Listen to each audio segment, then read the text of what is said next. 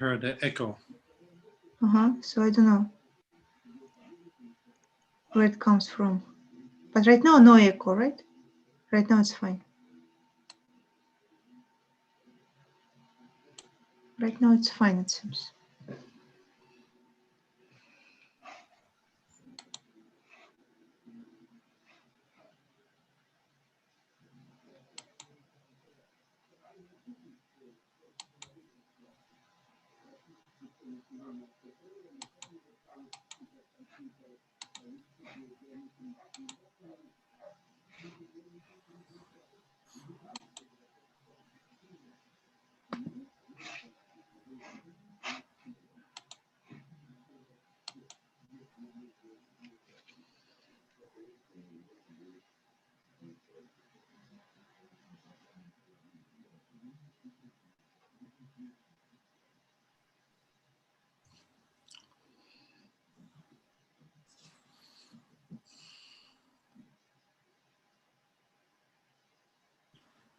Shall we begin?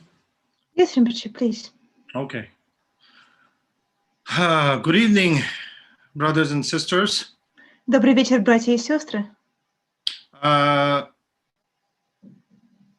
First of all, as you all may know, that the annual teachings for Russian Buddhists by His Holiness the Dalai Lama was completed.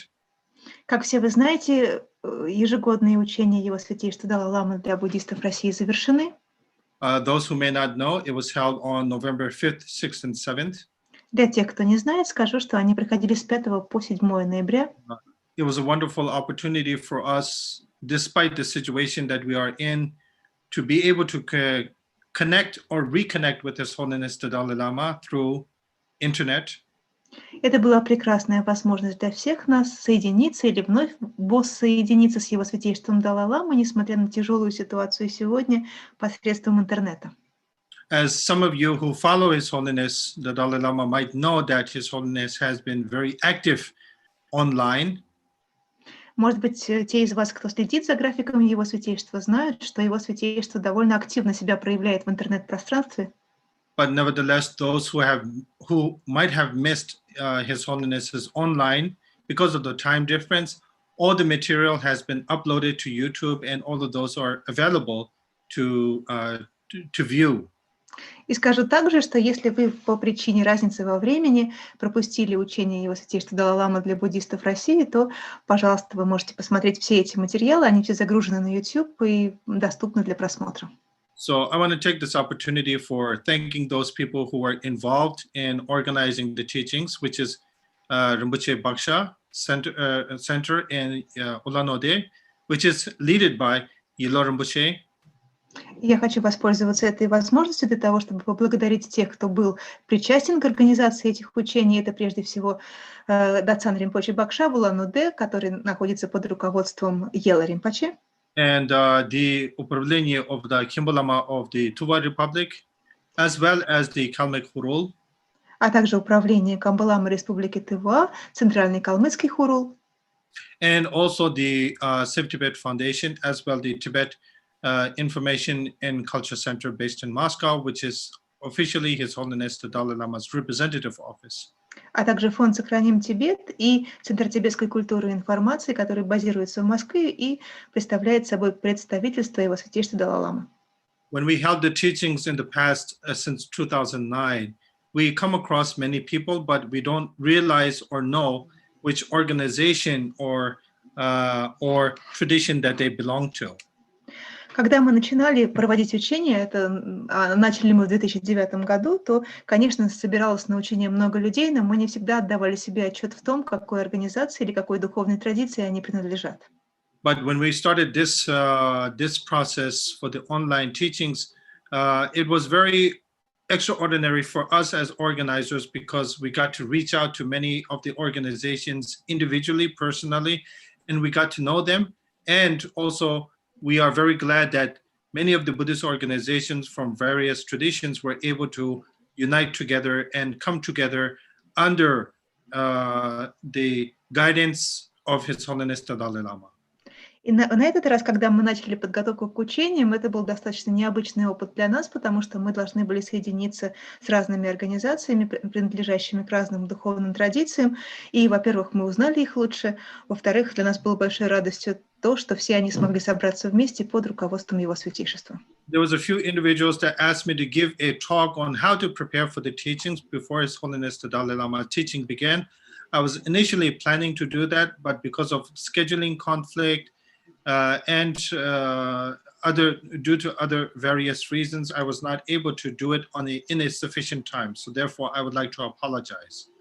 Перед началом учения очень многие люди обращались ко мне с просьбой выступить с беседой и рассказать о том, как необходимо подготовиться к учениям Его Святейшества Далай-ламы. Но из-за того, что у меня был весьма загруженный график в тот момент, и как-то одни программы конфликтовали с другими, я не смог выполнить эту просьбу, и заранее прошу у вас прощения, что так произошло.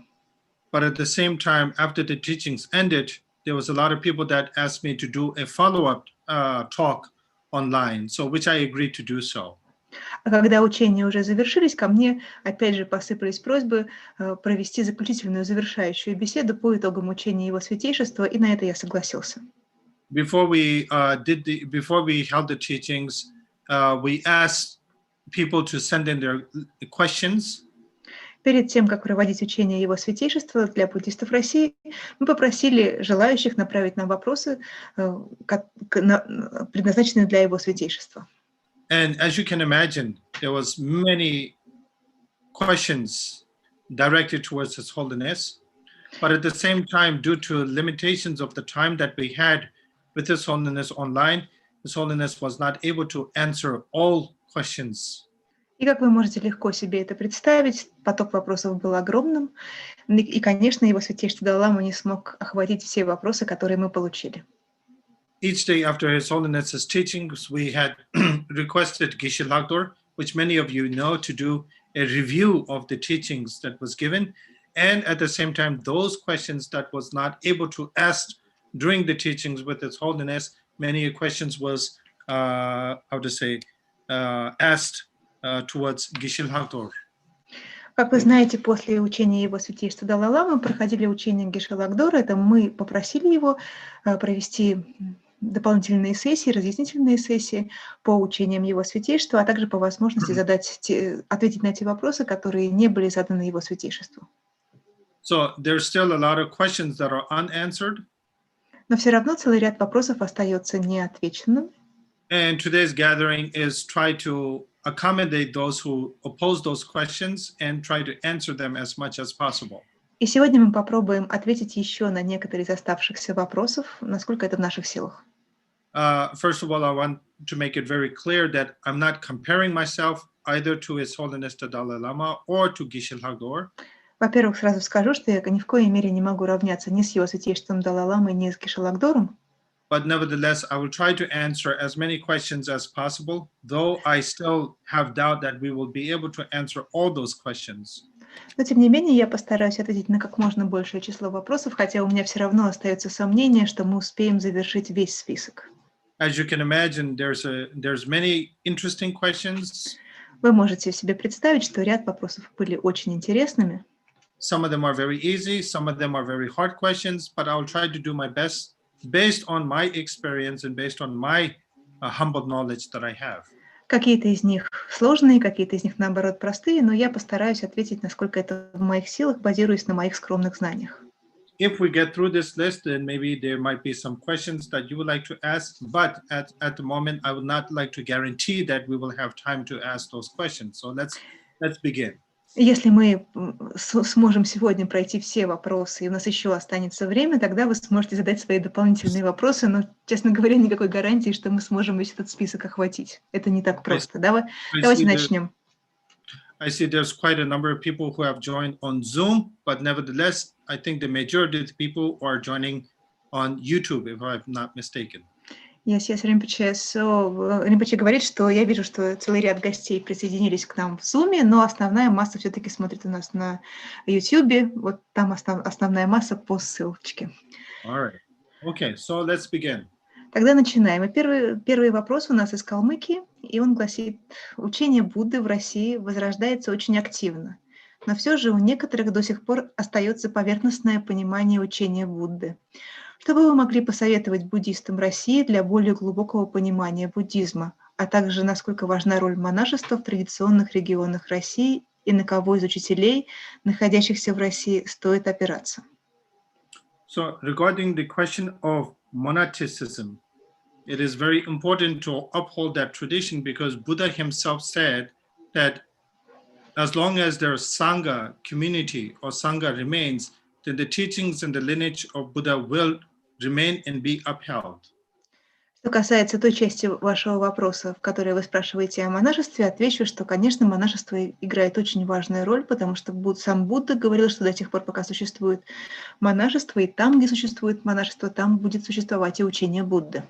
It is true that many of us have the superficial understanding of Buddha's teachings, but from my experience, I think these superficial understanding of Buddha's teachings are mainly from the Buddhist regions.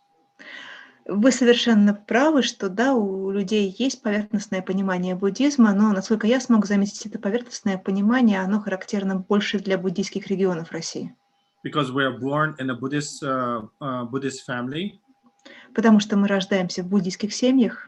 And just because basically we are born in a Buddhist family, automatically we consider ourselves as a Buddhist. И поскольку мы рождаемся в буддийских семьях, автоматически мы начинаем считать себя буддистами. But at the same time, we have very little knowledge of what the true teachings of the Dharma. И при этом мы плохо себе представляем содержание истинного учения, истинной дхармы. And mainly in the Buddhist regions, Buddhism is more like a ritualistic rather than a philosophical understanding. В буддийских регионах мы скорее сталкиваемся с, так сказать, с интересом к ритуалам, нежели к философскому содержанию учений.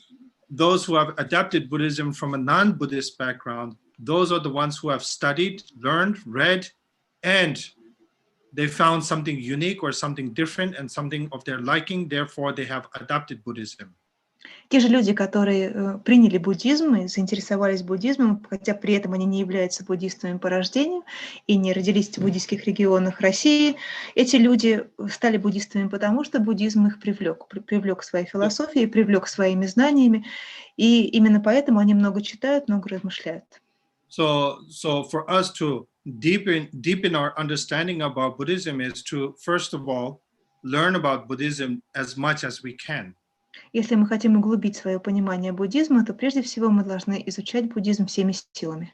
Don't wait for a teacher to visit, because right now there's so many sufficient amount of teachings that are online. И не стоит ждать, пока к нам приедет какой-то учитель, потому что сегодня так много учений идет в режиме онлайн. And there's so much material that we can read online as well. И существует огромное количество материалов, которые мы можем спокойно читать в интернете. But most of all, the very basic of the teachings of Buddha itself is to get a very good understanding of what the Four Noble Truths are. Но первое, что необходимо сделать, добиться очень глубокого понимания базового учения Будды о четырех благородных истинах. That is the very foundation and the basis of knowing the Dharma or knowing Buddhism.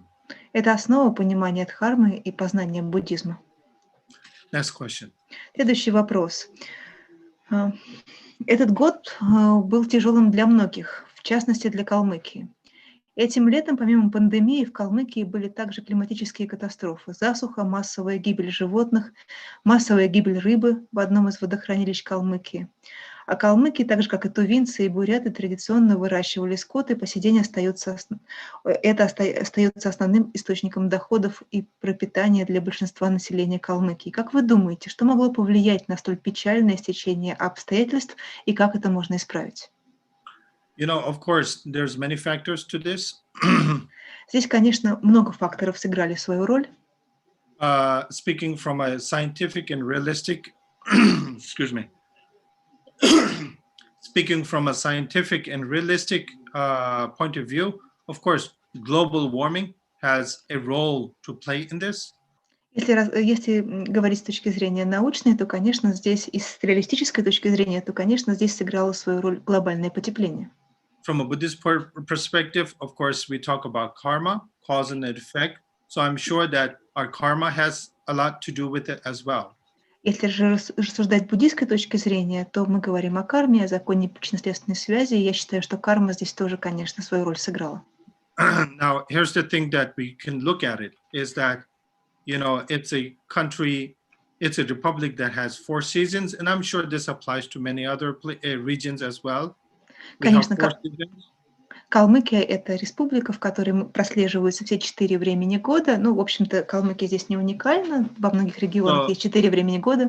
So here in this particular question, it touches about the drought season. The drought season has already passed. Now we are going from fall, rolling over into winter. So we just hope that we have better, much more snow than usual, much more water than usual. So this way that it can affect the environment and the ecology in the spring, in the upcoming spring of the next year. Период засухи уже прошел, сейчас мы вступили в осень, и дальше последует зима. И, конечно, нам остается только надеяться на то, что будет больше осадков, чем это было прежде, и мы вступим в весну в лучшем положении. Of course, I understand that many of the animals really suffered, such as the livestock, as well as fishes as well. I was totally aware of that, but in that particular case, you know, the best thing that we can really do is pray for those, not only for the animals that have suffered, but also for those people who are dependent on those, on that as well. Я хорошо осведомлен, что пострадал скот, а также пострадала рыба. И в этой ситуации все, что мы можем сделать, это молиться, будь то о рыбе или о домашнем скоте, и, конечно, о тех людях, чья жизнь находится в зависимости от этих животных. So the question is, how can it be corrected? There's many ways to be corrected. Nowadays, recycling has become a trend or movement in Russia. You know, if we can follow those recommendations on how to recycle, educate ourselves a little bit more about destruction of the environment, how to save the planet, how to save the environment, that's also a first step that we can make. И здесь вы спрашиваете, как можно поправить такое печальное стечение обстоятельств, такое печальное развитие событий. Я бы сказала, что, конечно, сделать можно многое. В частности, сейчас люди все больше и больше внимания уделяют вторичной переработке сырья. И давайте больше об этом знать, как нам сдавать мусор на вторичную переработку, как нам больше внимания уделять экологии, окружающей среде. Можно многому научиться, и это шаг в правильном направлении. And at the same time, many of us are helpless, though we have, out of compassion, we have concern for those who have suffered. So the best thing that we can do is simply say a prayer and send our prayers, positive thoughts, and energy to all of those who are struggling and suffering under such circumstances. Конечно, многие из нас чувствуют собственную беспомощность, потому что мы видим, что люди страдают, животные страдают, и мы ничего не можем сделать. И в этой ситуации самое лучшее — это посылать молитву, то есть помолиться и послать свою молитву тем, кто страдает. Next question. Следующий вопрос. It's number 7, right? Вопрос: может ли один человек изменить мир? Этот вопрос пришел по электронной почте. I truly believe that one person can make a difference. Я глубоко убежден в том, что один человек может что-то изменить. Changing the world completely the way that we want, or the way that we perceive it, or the way that the majority of the people want. Maybe that may not be possible, but at the same time, I'd like to think it is possible. Конечно, если говорить об изменении мира в целом, чтобы мы могли сделать его таким, как нам бы этого хотелось, или как бы это хотелось большинству людей, ну, наверное, это сложно. Но, тем не менее, мне хочется думать, что один человек может изменить мир. Мне бы так хотелось вам ответить. But at the same time, let's look at His Holiness the Dalai Lama, who is one individual and someone who has made a huge impact globally. С другой стороны, мы говорим, что это сложно, но давайте посмотрим на Его Святейшество Далай-ламы, который один человек, но он действительно оказал огромное влияние на мир.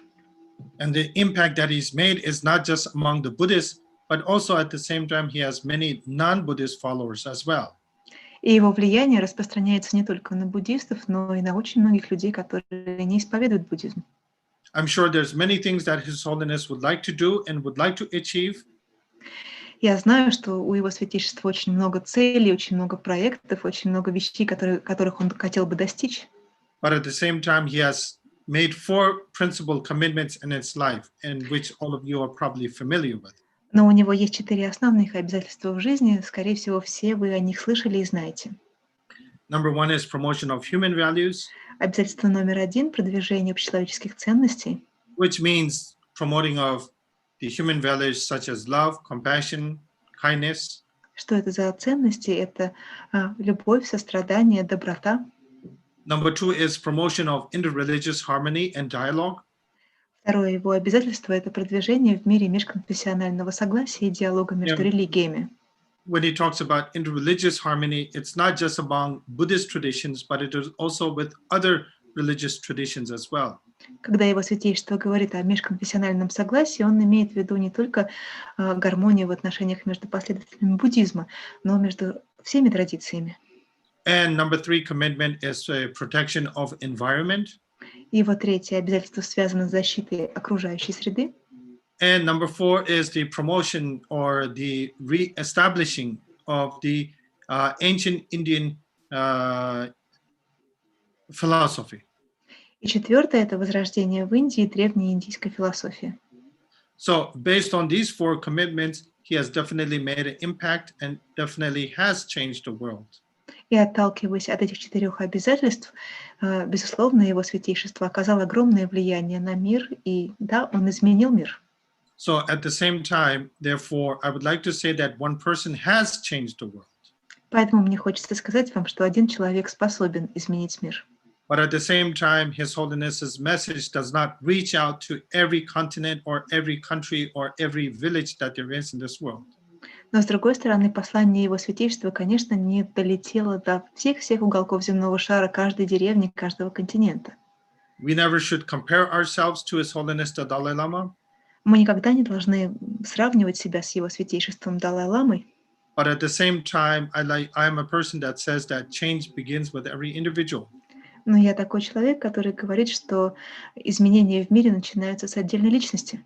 So step, by baby steps, small steps, whatever you want to call it, definitely we can make a difference in this today's world. Поэтому шаг за шагом, маленькими шажками мы можем идти к изменению мира к лучшему. Next question. Number 15. Какой лучший способ пробудить сочувствие и сострадание к окружающим в крайне эгоцентричном человеке? Этот вопрос тоже пришел к нам по электронной почте.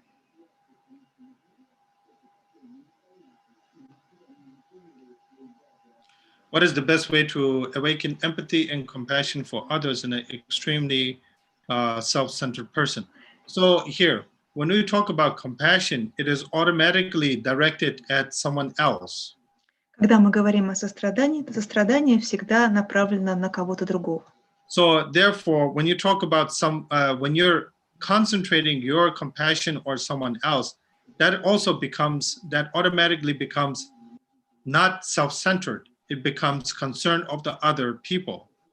То есть стоит вам пробудить в себе сострадание по отношению к другому человеку, как вы теряете эгоцентризм, и этот эгоцентризм заменяется заботой о другом существе. The best way to awaken it is to constantly remind ourselves of the bodhicitta mind or the bodhicitta bodhisattva vows that we have taken. Для того, чтобы пробудить такое сочувствие в себе, нужно постоянно напоминать себе об бодхичитте, о тех обетах, которые связаны с бодхичиттой, которые мы приняли, обетах бодхисаттвы. And I'm certain those of you who have attended many teachings of His Holiness the Dalai Lama, he has frequently given the bodhisattva vows to many of us.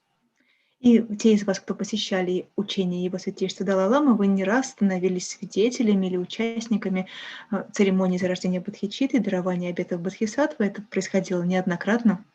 And not only taking these vows, but also the very short texts that kind of reawakens our mind or refreshes our mind. I think that's very important for us to recite that and concentrate that on a daily basis. So that is from my experience, that is the most effective way to remind ourselves or awaken the bodhicitta mind.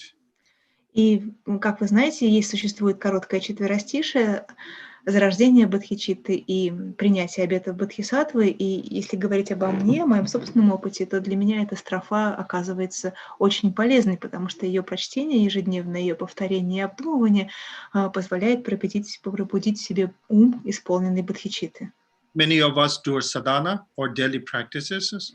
Многие And из нас... there is a reason that we do these practices, because it is a constant reminder of us, not only that we have taken commitment to do these daily practices, but it should be more of constantly cultivating, reminding, rejuvenating our practices and what we have recite. Кроме того, многие из нас выполняют садханы, потому что взяли на себя соответствующие обязательства. И, конечно, с одной стороны, мы выполняем эти практики, потому что мы взяли на себя обязательства. Но в целом, прежде всего, выполнение садхан необходимо для того, чтобы это служило нам напоминанием, ежедневным напоминанием о наших практиках и о тех идеалах, к которым мы идем.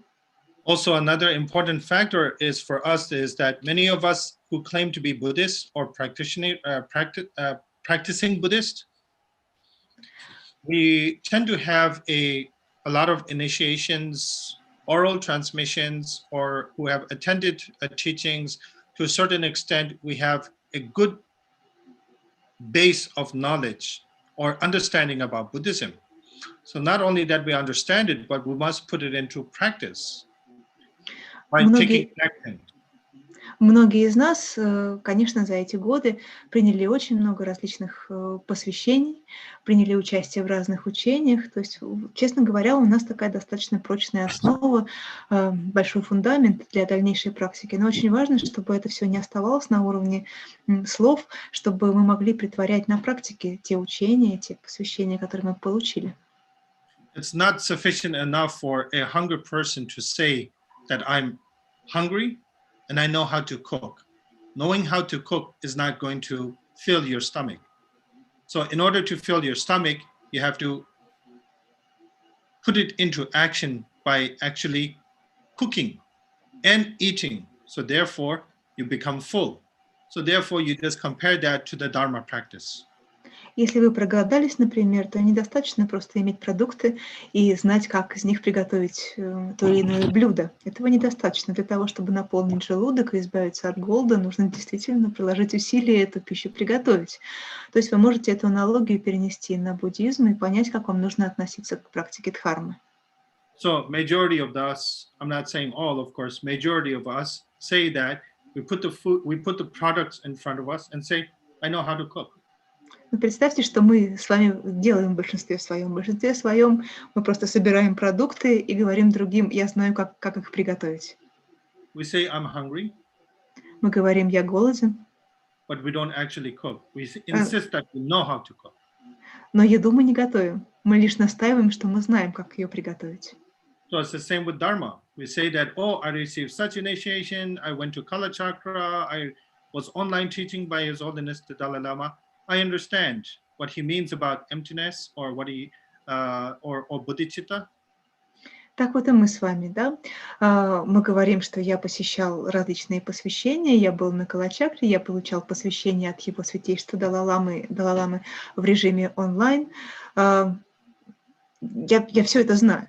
Я знаю, что Его Святейшество вкладывает в понятие воззрения пустотности, я знаю, что Его Святейшество вкладывает в понятие бодхичит, я знаю. So having that knowledge is not sufficient enough. We also have to put it into action. Но недостаточно обладать всем этим набором знаний, нужно еще претворить их на деле. Next question. Следующий вопрос. Номер 19. Благословение. Что это за явление? Каков его механизм? Just the first line. What is the blessing and what is the mechanism of the blessing?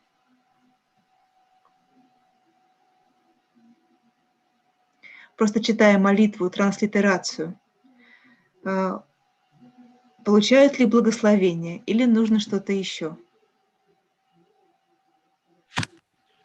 Okay, so the mechanism is that for us to in the scripture it says te sam gom, so which means hearing,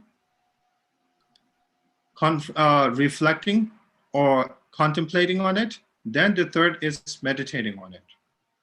В учении говорится, что у нас есть три способа получения знаний. Во-первых, мы слушаем, затем мы размышляем, и, наконец, мы медитируем. So therefore, it is very important for us to receive guidance and proper instructions from a qualified person. Поэтому прежде всего необходимо получить наставничество, необходимые инструкции от квалифицированного учителя. The second step is for us to use our intellect to contemplate on that. На втором этапе мы должны задействовать свой интеллект для того, чтобы осмыслить все то, что мы услышали или прочитали. And also the third last step, which is the most important, is to meditating on that.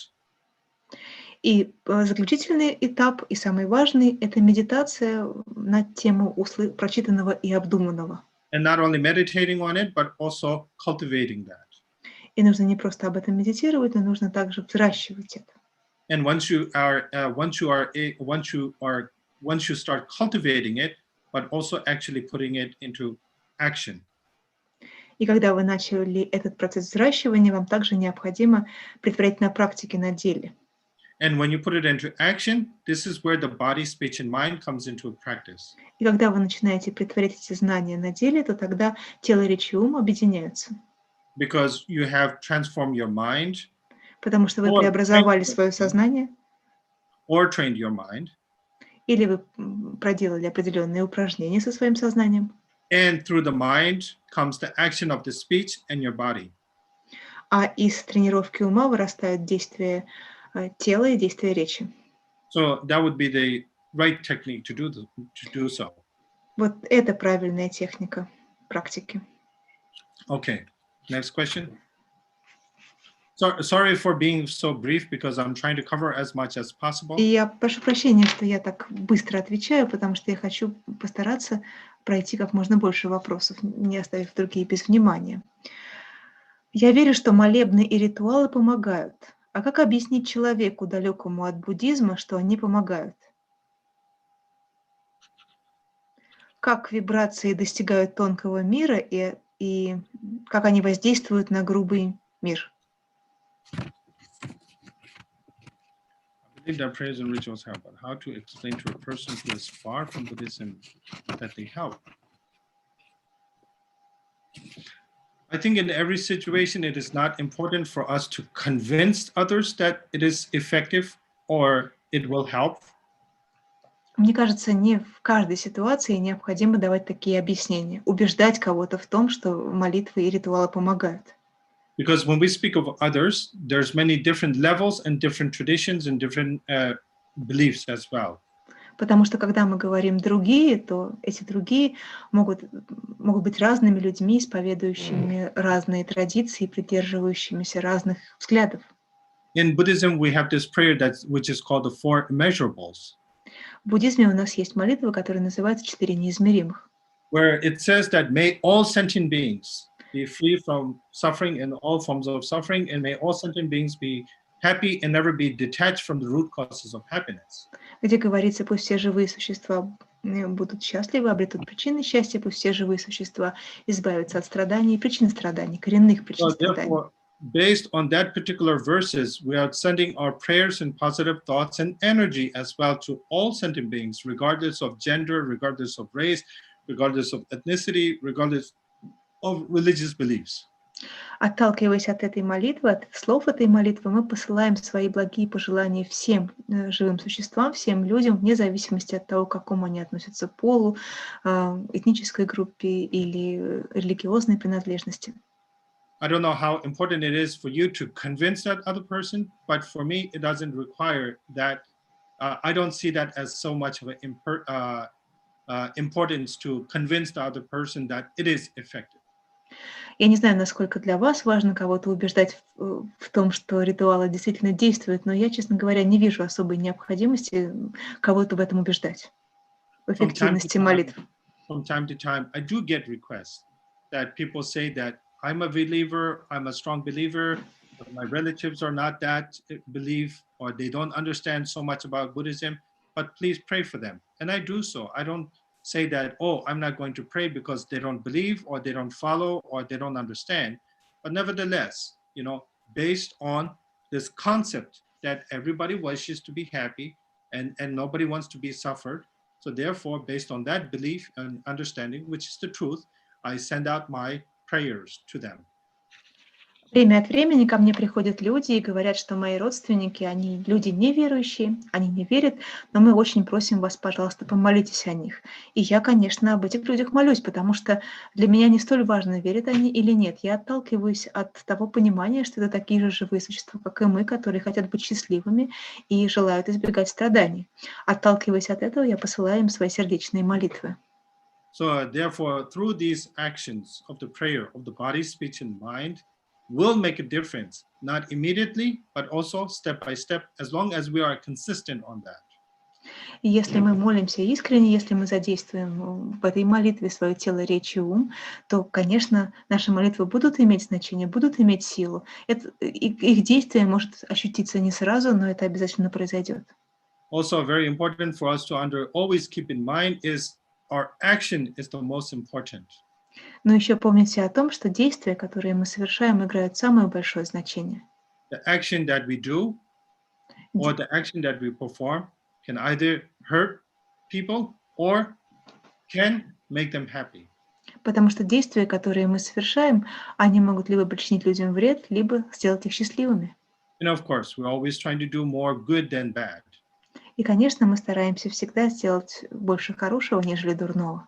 But along the way, due to our ignorance, arrogance, and pride and ego, we do make mistakes.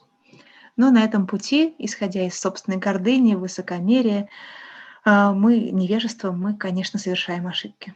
And we can always correct it as long as we learn from it. Но ошибки эти можно исправить, если мы, конечно, будем готовы на ошибках учиться. Yes, so the next question. Следующий вопрос. Меня интересует вопрос смерти. Как подготовиться к смерти, о чем думать? So here's what I experience here within the Russian mentality, overall Russian mentality, and this just doesn't apply to just Russian people and not Buryat or Kalmyks, but in general in Russia, the topic death is such a issue that nobody wants to speak or talk about. They see it as a very bad omen, you know. В целом, что я заметил, что в России, и сюда относятся также Бурятия, Калмыкия, Тува, в России в целом о смерти люди говорить не хотят. И они считают дурной традицией, плохим предзнаменованием, если эта тема вообще поднимается. But let's look at the realistic point of view. Но давайте посмотрим в глаза реальности. Just like they say in a Western saying, whatever goes up must come down. Как гласит западная пословица, то, что поднимается вверх, должно упасть. Every individual who was born in this world will face death sooner or later, or one way or another. Всякий человек, который родился, который пришел на этот свет, он должен будет умереть тем или иным способом. So it's not that we should think about death, but we should accept the reality of death. Не то чтобы мы должны были постоянно думать о смерти, но мы должны признать факт смерти, что это And реальность. therefore we should always understand and realize and accept the reality that it will come sooner or later, or you never know when it may come. И вы должны отдавать себе отчет в том, что рано или поздно смерть за вами придет, и мы никогда не знаем, когда именно это случится. And the best way to prepare for death is to constantly remember about the concept of impermanence. И как лучше всего подготовиться к смерти? Для этого нужно всегда помнить о непостоянстве.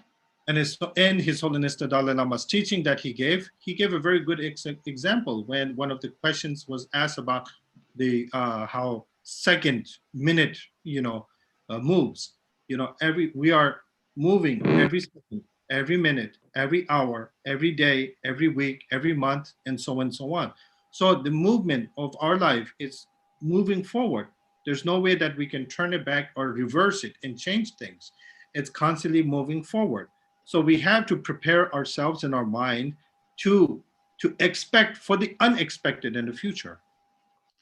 И мы можем вспомнить, как отвечал Его Святейшество Далай-ламы на вопрос о моментах, об отдельных моментах.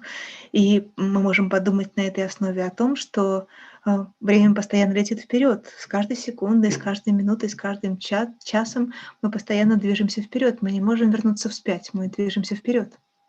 Okay, we live in a technology world right now. Сегодня мы живем в мире технологий. Ask yourself one question. Задайте себе один вопрос.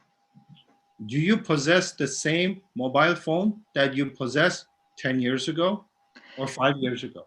Сегодня у вас тот же самый мобильный телефон, как тот, который был у вас 10 лет назад или 5 лет назад? Majority you don't. You have something new. Большинство из вас ответит отрицательно, потому что у вас уже давно новая модель. And why is that? А почему это так? Because it either broke, Потому что либо телефон сломался прежний, it was not functional, либо он уже плохо функционирует, it was not up to date, может быть, модель устарела, and many other reasons. Можно привести много других причин. So therefore, you have to change the mobile phone that you possess. Поэтому приходится менять тот мобильный телефон, которым мы пользовались раньше. Just like that, our life changes. Также и здесь наша жизнь меняется. And just like the technology changes for the better, also our mind should also change for the better as well. Ровно так же, как технологии меняются к лучшему, развиваются, так же и наш ум должен развиваться, должен меняться к лучшему. But sometimes in many cases, as technology improves, sometimes I feel that the quality of our attitude declines. Но при том, что мы постоянно видим развитие технологий, я вижу, что наш внутренний настрой, наоборот, приходит в упадок, а не развивается. Let's look at social media right now, how it functions. Давайте посмотрим на то, как работают сегодня социальные сети. It was created with a wonderful idea of being able to reconnect, connect, socialize. Socialize meaning that socialize in a happy way, in a positive way. Социальные сети создавались для того, чтобы люди могли находить друг друга, чтобы они могли устанавливать контакты и могли общаться. Но общаться подразумевалось в положительном ключе. But now let's look at how social media is used to, in a very negative way, to hurt others, to say something bad, to gossip, to make up stories, fake news, etc., etc. Но посмотрите, как сегодня функционируют социальные сети. Они используются для того, чтобы распускать слухи, чтобы придумывать какие-то фейковые истории, чтобы заставлять людей страдать. Вот это то, что происходит. So it's always about intention and motivation. Поэтому самое главное, что должно стоять за всеми нашими делами, это мотивация, намерение. So in short, it's all about impermanence, learning and understanding the true meaning and the concept or idea of impermanence. Поэтому, отвечая на ваш вопрос, еще раз повторю, что подготовиться к смерти можно, постоянно размышляя о непостоянстве, а об его истинном смысле, напоминая себе об этом. Okay. И следующий вопрос. Как можно склонить человека к вере в три драгоценности, если он не испытывает никакого интереса к духовности? I don't know if it's right for us to persuade one person, but I think it is important for us to explain and define, not only explain the three jewels just by simply saying Buddha, Dharma, and Sangha, but also elaborating what it means, what the three jewel means, how it can make an impact, number one. Number two is speaking about the benefits of taking refuge, the purpose of taking refuge, and the benefits of taking refuge. Ну, я не знаю, правильно ли кого-то склонять к вере в три драгоценности, но по меньшей мере объяснять, что такое три драгоценности, мы можем. Мы можем рассказывать человеку о том, что такое три драгоценности, не довольствуясь одним только перечислением, что это будут дхарма и санха, но стараться давать обширные пространные объяснения на эту тему. Это первое. А второе, необходимо всегда говорить о том, какую пользу несет за собой принятие прибежища в трех драгоценностях и каковы изъяны непринятия прибежища в трех драгоценностях. As a Buddhist, we don't engage in missionary activities, but at the same time, we are obligated to explain with the intention to help them and elevate them from their sufferings or pain or sorrow. Поскольку мы буддисты, в буддизме не приветствуется миссионерство, обращение человека в свою веру, но думая о том, что нам необходимо избавить человека от страданий и способствовать тому, чтобы он был счастлив, мы вполне можем объяснять. So here, the best, to persuade them to believe is it depends on how skillful you are able to explain and elaborate. Если говорить, воспользуюсь вашими словами, о необходимости склонить какого-то человека к вере, то здесь, конечно, все зависит от того, насколько вы хороший оратор, насколько вы искусный человек, насколько доходчиво вы можете объяснить. Okay, next question. Следующий вопрос. Как помочь ребенку преодолеть негативные эмоции? И The best можно, way, и можно ли научить медитации yes, ребенка? the best way is setting an example to our children. Because children look up to their parents, they look up to elders, and they learn from them, they absorb from them. Самое лучшее, как мы можем помочь ребенку преодолеть негативные эмоции, это подавать ребенку хороший пример, потому что дети так устроены, что они очень хорошо считывают состояние ума родителя, взрослого человека, а они учатся, наблюдая. And also, can I teach meditation to the children? Yes, you can teach them as long as you know how to do it. И вторая часть вашего вопроса, можно ли научить ребенка медитации? Да, конечно, можно, но тут есть предварительные условия. Вы должны сами знать, что такое медитация, и уметь медитировать. There's no way that you can teach your children mathematics unless you know the subject yourself. Никак невозможно преподать своему ребенку математику, если вы сами в этом предмете не разбираетесь. So the best thing is the first step towards meditation is learning the basics, which is the breathing exercise. Breathing in, breathing out, breathing in, breathing out, concentrating on the breathing, and trying to relax your mind and emotions. Поэтому первое, с чего вам самому необходимо начать, вам нужно освоить дыхательные упражнения, то есть медитацию контроля за дыханием, когда вы вдыхаете, выдыхаете, следите за этим процессом. Вот это первый этап, первый шаг. You know, I have some not so fancy gadgets, but basic needs that I have that I use it to experiment with it. И у меня есть такой простой гаджет, ничего такого особенного, ничего такого продвинутого, но тем не менее это какой-то базовый гаджет, который я использую и с которым я экспериментирую. Recently, I was given a gift during my birthday, which was a watch that connects to my mobile phone. И вот на день рождения мне дарят часы, которые могут подключаться к моему мобильному телефону. You know, and on this phone, it had like many different functions. You know. И там на телефоне появляется много самых разных дополнительных функций. Counting the oxygen level. Можно, например, замерять уровень кислорода. Counting the number of walks I made or steps I made in a day. В крови, сколько я шагов делаю на протяжении дня. And on one of the functions that I could set the time that I go to bed and wake up. И еще одна функция, я могу установить время, когда я собираюсь ложиться спать и когда я встаю. And there was like 20 or 25 minutes before it's time for me to go to bed. It gives me a signal where it says breathe. И за 20 или 25 минут до моего планируемого отхода ко сну, я получаю сигнал, который говорит мне «подыши». I do have problems time to time, not always, with sleeping properly. У меня время от времени, не постоянно, но время от времени есть проблемы со сном. So, out of curiosity, I decided to give it a try. И вот любопытство ради я решил последовать совету своего телефона. And on the phone, on this watch, it gives me instructions. It says breathe. И вот эти часы, они начинают мной руководить. Они говорят «дыши». Gives me a signal when to start breathing. Дает мне сигнал, когда начинать дышать. And it gives me 1 minute. И вот мне необходимо потратить на это 1 минуту. And for 1 minute, it's vibrating. It's giving me signal like brr, brr, brr, you know. So during that time, I'm breathing in, breathing out. И там раздаются такие вибрирующие звуки, в течение которых я делаю вдох, делаю выдох. And so I thought that, okay, this is a sign. This is a, how to say, method of meditation, though it doesn't say meditation, but it says breathing exercise, which is the same. И я подумала, что это хорошее подспорье для медитации, хотя там это не называется медитацией, называется просто дыхательное упражнение, но по сути это одно и то же. And believe it or not, it really helped for me to sleep better.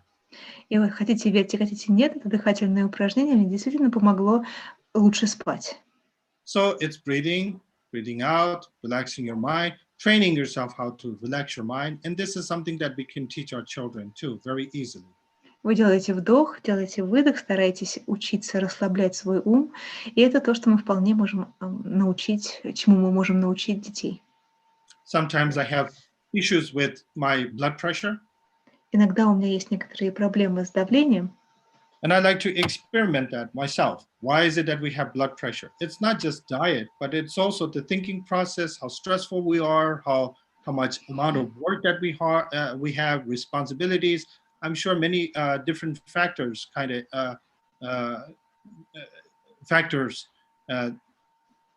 for me to have high blood pressure.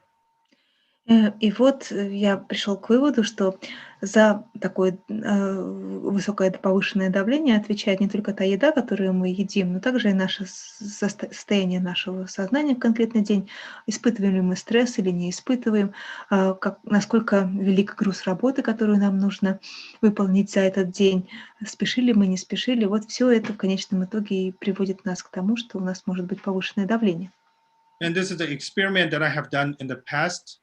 Before on many occasions, and also as recent as last night I did it. И вот я экспериментировал с этим прежде, и в последний раз я экспериментировал с этим прошлой ночью. Yesterday evening around 7 o'clock or so, I checked my blood pressure. Вчера где-то часов в 7 я замерил свое давление. It was 144/94, I believe. 144/94. Такой был показатель. To some people that's high, to some people that's their working, blood pressure. Для одних это высокое давление, для других это обычное давление, в котором они функционируют. So for me, I consider that high. Для меня это высокое. So I decided to breathe out, do that exercise. Relaxing my mind step by step by breathing in, taking deep breath in, breathing out, inhale, exhaling for a certain number of times. И вот я начал заниматься дыхательным упражнением, я вдыхал, я делал выдох, и так я повторял несколько раз. Then after a few minutes later, I checked again. И потом, по окончании этого упражнения, которое заняло несколько минут, я еще раз замерил давление. It decreased. Оно стало меньше. Then I continued to breathe. И тогда я продолжил заниматься дыхательными упражнениями. A few minutes later, I checked again. Потом, спустя несколько минут, я снова померил давление. And again, it has decreased. Оно уменьшилось еще больше. And I did that without medication. И я этого добился безо всяких лекарств. You know, medication does give an instant effect. Конечно, лекарство производит незамедлительный эффект. But at the same time, sometimes we need to be dependent on medication, but sometimes we can be or function without medication if we do the proper exercises and if we train properly. Поэтому бывают такие времена, когда нужно полагаться на лекарства, но бывает время, когда мы вполне можем справиться самостоятельно, без опоры на лекарств, если мы знаем, что делать, если мы прошли необходимую тренировку. But as lazy as I am for the rest of us, Но я такой же ленивый, как и все остальные. I take the medication for satisfaction. Для того, чтобы удовлетвориться, я принимаю лекарства чаще. To see instant results. Потому что стремлюсь к незамедлительному результату. But what I'm saying is, you know, it's possible. It's all about training our mind, training our body, training our mindset. You know, it's all about training, you know. Но что я хочу сказать, мы можем повлиять на ситуацию. Все в конечном итоге связано с тем, тренируем мы свое сознание или нет, тренируем ли мы свое тело или нет. То есть все сводится к тренировке. Yes, next question. Number 18.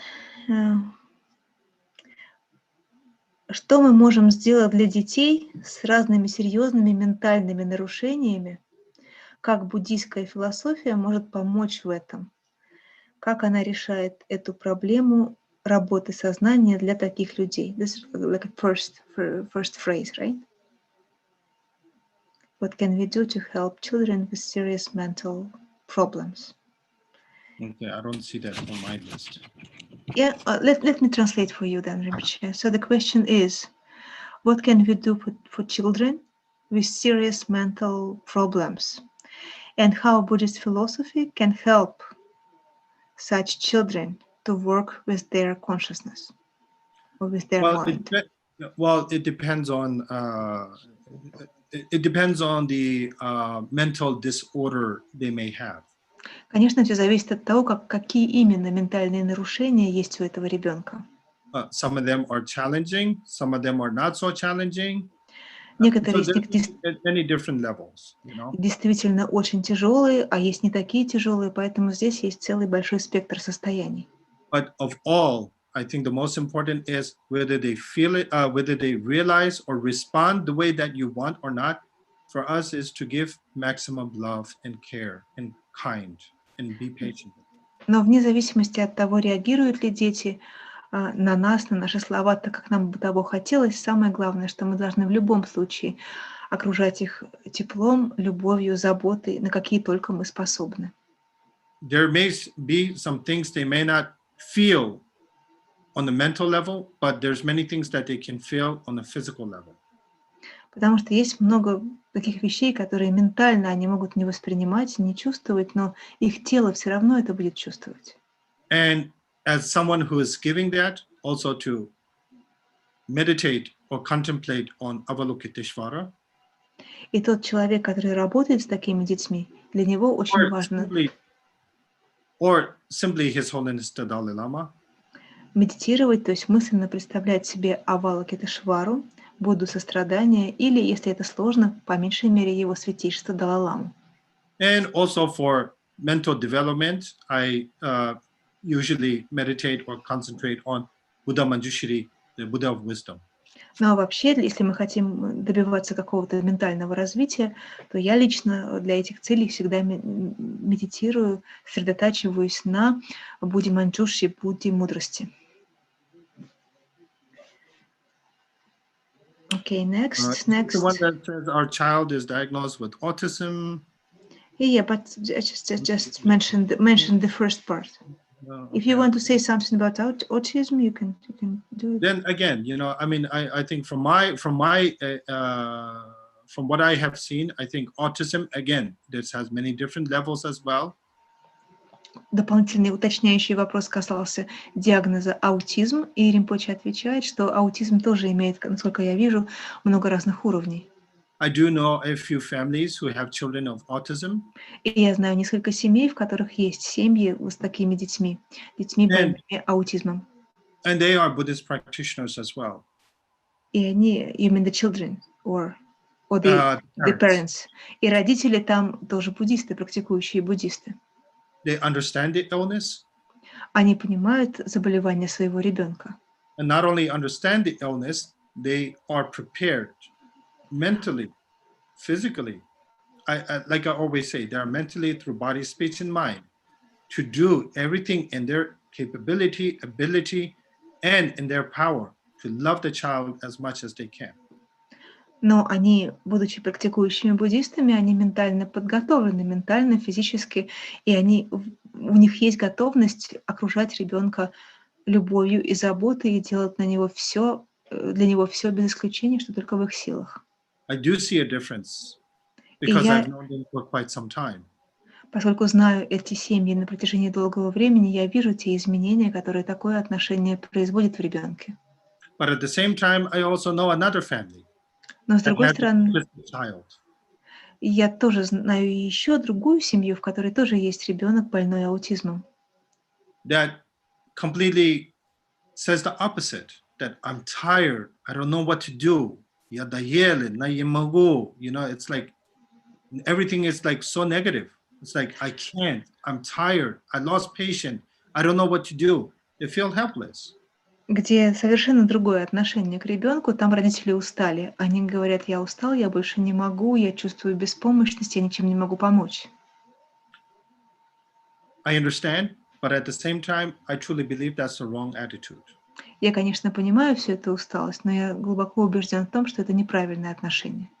When we want children, which many women do in their lives, Когда мы хотим, we should always be prepared that we don't know what that child is going to come out like. когда мы хотим завести ребенка, а очень многие женщины хотят завести ребенка, конечно, вы должны быть готовы к тому, что тот, кто появится на свет, вы не знаете, каким он будет. So we should always be prepared mentally to face any challenges that we face. You wanted that child so much, you're gifted with that child through the causes and conditions and through your karmic deeds, and you have given that child. So therefore, nobody is guaranteeing you that you will have a healthy, good, smart, clever child. So, you have to, if you want it, then you must be prepared for it. Если вы так сильно хотели ребенка, то вы должны быть к этому готовы, потому что вы очень хотели ребенка, вы хотели, чтобы он у вас был, и теперь вы должны быть готовы справляться с трудностями, потому что никто не может гарантировать, каким будет ваш ребенок. So don't do anything unless you are fully committed or fully prepared to do so. Поэтому не совершайте никаких поступков, если вы чувствуете, что вы не полностью ментально подготовлены к последствиям. Next question. Следующий вопрос. Как в повседневной жизни развивать бодхичитту? Это вопрос из Тувы. How to develop bodhicitta in daily life. Okay. In the daily life, like I said, I have not a large set of sadhana that I do, but I have a very small collection of sadhana that I meditate or contemplate or pray. And through that, the prayer of the awakening mind is in there. So I do that, and I not only recite it, but I also contemplate on that, and I try to remind myself as much as possible throughout the day. Что касается меня лично, то я выполняю ряд садхан. Это не очень большое какое-то обширное собрание садхан, но какой-то минимальный для меня удобный набор. И, конечно, во все эти садханы включена часть зарождения бодхичитты. Поэтому я не только читаю этот текст, то есть не только произношу слова зарождения бодхичитты, но я стараюсь также на этом сосредотачиваться. Not only developing bodhicitta, but first of all, we must understand what bodhicitta is. Но прежде чем вы будете зарождать бодхичитту, вам нужно понимать, что такое бодхичитта. We have to understand the purpose of it. Вам нужно понимать цель развития бодхичитты. We have to understand, and not only understand, but be fully convinced that it is possible. И не только понимать, что такое бодхичитта, но еще быть полным уверенности, что развитие бодхичитты возможно, это достижимо. And His Holiness the Dalai Lama always mentions at every teaching that he gives that he contemplates or develops bodhicitta mind every morning by reciting the verses. As long as space endures, as long as I remain, may the sufferings of the world be eliminated. And may I too exist in order to eliminate the suffering of the world. Его Святейшество Далай-ламы на всех, без исключения учениях, говорит о том, что он каждый день зарождает в себе бодхичитту. И он использует для зарождения бодхичитты строфу из текста Шантидевы, который гласит: «Покуда длится пространство, пока живые живут, пусть в мире и я останусь, страдания рассеивать тьму». So therefore, we select certain, stanzas from the scriptures as inspiration for us to move. Поэтому мы должны выбрать из учения Будды соответствующие строфы, соответствующие четверостишие, которые будут служить нам источником вдохновения для того, чтобы двигаться вперед. Okay. Next question. Следующий вопрос. Как улучшить коллективную карму человечества, чтобы преодолеть эпидемию коронавируса? To overcome first of all, the reality is coronavirus is here. Во-первых, реальность такова, что коронавирус здесь. Is this something that we are going to eliminate completely? I don't think so. It is something that will stuck with us for the rest of our lives, just like hepatitis, Ebola, influenza, HIV, etc., etc. So there's so many diseases that have developed or arisen, not developed, but arisen. Во-первых, ответим себе на вопрос, исчезнет ли коронавирус полностью. Нет, не исчезнет. Это то, что останется с человечеством, с нами здесь до конца нашей жизни, ровно как остались с нами такие болезни, как Эбола, простуда, ВИЧ и другие. Они возникли, они остаются. So for us to completely think about completely abolishing this, I don't think that's a realistic approach. Попытаться просто полностью искоренить коронавирус, мне кажется, это не совсем реалистично. But it is a very clear sign that everybody's afraid of it. Но, с другой стороны, мы ясно видим, что все коронавируса боятся. But at the same time, there's many of us who are being very careless. Но, с другой стороны, есть очень много людей, которые ведут себя безрассудно. So therefore, for us to take that precautionary measure, that's very important. Поэтому я подчеркиваю, что очень важно предпринимать меры предосторожности. I usually take extra mask in my bag. Я всегда ношу с собой в сумке дополнительную маску. And if I see somebody that doesn't have a mask, I offer them, do you need a mask? И если приходит человек, у которого нет маски, то я просто говорю ему, хотите, я вам дам маску. It's not that I'm being rude to them. It's not that I'm being demanding to them, but it's just that just in case that person cannot afford to buy a mask or doesn't have a mask or doesn't have the means to get a mask, I offer them. And that is for not only for my safety, but for the safety of the mass general public. Не то чтобы я грубила этим людям, нет, просто, кто знает, может быть, у этого человека нет дополнительных средств, может быть, он не может позволить себе маску, и я думаю не только о своей собственной безопасности, но также о безопасности окружающих людей, и я способен предложить ему маску, и я ее предлагаю. Today I took a flight from Elista to Moscow. Сегодня я летела на самолете из Элисты в Москву. So therefore, sorry if I look tired. Поэтому извините, если у меня усталый вид. But anyway, on the plane, I had 2 pairs of gloves. Когда я летела в самолете, у меня были 2 пары перчаток. I asked an acquaintance of mine, I said, do you need gloves? И я спросила своего знакомого, тебе дать перчатки? I gave the extra pair of gloves to the person I knew.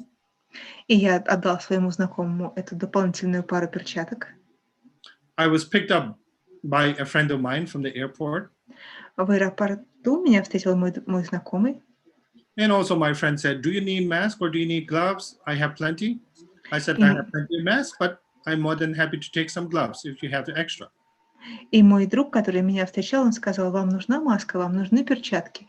И я сказала, что маска у меня есть, а если у тебя есть дополнительные пара перчаток, то я с удовольствием у тебя позаимствую.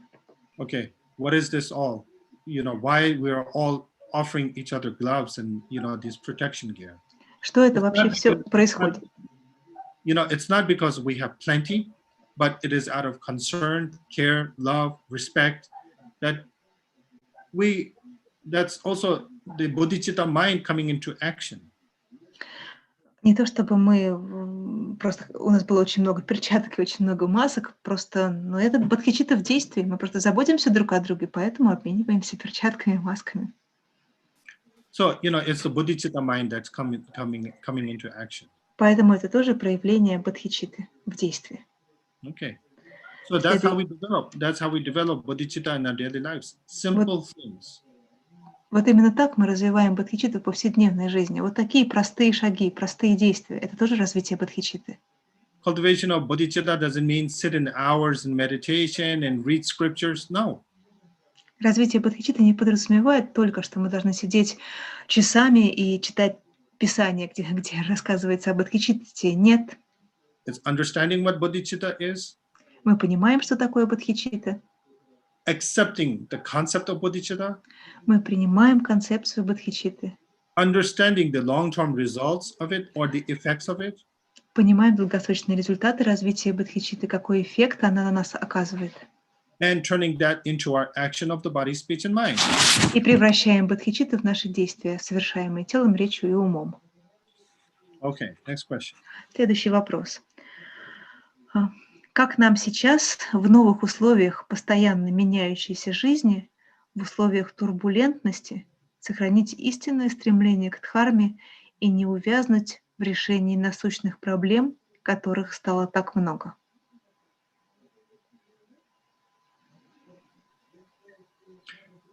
So, yes. Let's look at Buddha. Давайте посмотрим на Будду. To me, I don't know how you see, but to me, Buddha is an inspiration. Не знаю, как вы смотрите на Будду, но для меня Будда — источник вдохновения.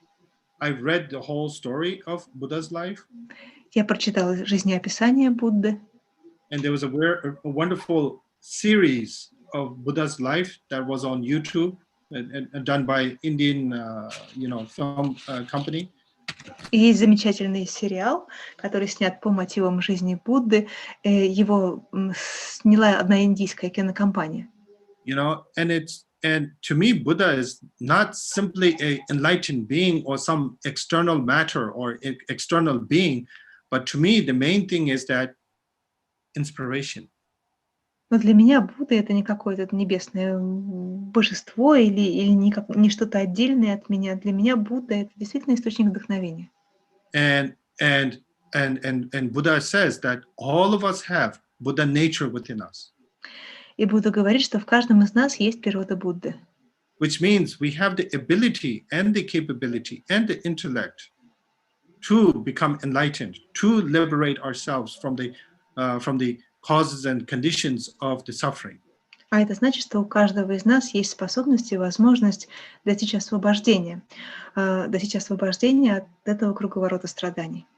So look at the Dharma as an inspiration. Поэтому давайте смотреть на дхарму как источник вдохновения. Look at the Dharma as something that gives you hope. Как на что-то такое, что дарует нам надежду. And look at the Dharma as a philosophy or wisdom. Как на философию, на мудрость. And again, what is wisdom? Wisdom is combination of knowledge and experience and knowledge combined. А что такое мудрость? Это, с одной стороны, знание, с другой стороны, опыт. Это два объединенных компонента. So every day we are experiencing new things. Каждый день мы сталкиваемся с чем-то новым. We are exposed to new things. Мы всегда открыты чему-то новому. We see new things. Мы видим новое. And not only that, we experience these things to a certain extent. И мы не только переживаем на опыте новые вещи. So use that experience and use that knowledge that you have gained in order to transform everything for the future. Но мы должны также брать те новые знания, те новые переживания, которые к нам попадают, для того, чтобы меняться к лучшему. And I agree with you. Problems are so many. И я с вами полностью согласен. Проблем огромное множество. But let's not concentrate just on the problems. Но давайте не будем концентрироваться только на проблемах. But let's look at the more positive things. Давайте постараемся смотреть на вещи в позитивном ключе. The good things. Давайте видеть хорошее. I promise you, by the end of this year, majority of the people are going to see the year 2020 was a difficult year. Я совершенно точно могу вам сказать, что к концу этого года большинство людей скажет, что год 2020 был тяжелым. And if you ask why, there will be only a few things that we can point out to. А если мы спросим, а почему он был тяжелым, то мы сможем перечислить лишь какую-то горсточку причин. Of course, number one, they will say coronavirus. Ну, во-первых, мы скажем, был коронавирус. Number two, they will say quarantine. Второе, был карантин. Number three, they will be like, oh, I was tired, whatever. We will come up with very different answers. Третье, мы скажем, я чувствовал усталость. В общем, мы придумаем какие-то разные ответы. But then again, try to count the number of good things. Но давайте попробуем посчитать, сколько хорошего случилось за этот год. And I said in my previous talk during the summertime. Когда мы с вами встречались летом. Sorry, Rinpoche, say it again. I said, I gave a talk. I gave a talk during the summertime, and during that time, I even mentioned that we humans are very strange, never satisfied. Когда мы летом встречались, я выступала с беседой, и я сказала, что мы люди странные существа, мы никогда не можем удовлетвориться. We used to complain that we are overworked and don't have enough time at home. То мы жаловались, что у нас слишком много работы и мало времени мы проводим дома. Boom, quarantine happened. И вот бум, возник карантин. You're home. Вы дома. In all those years that you complain, oh, I don't have enough time to be home, I don't have enough time to be family with loved ones and so on, you were with your family. Then we say, oh, I'm tired of this quarantine. Indirectly, you're saying, oh, I'm tired of my family.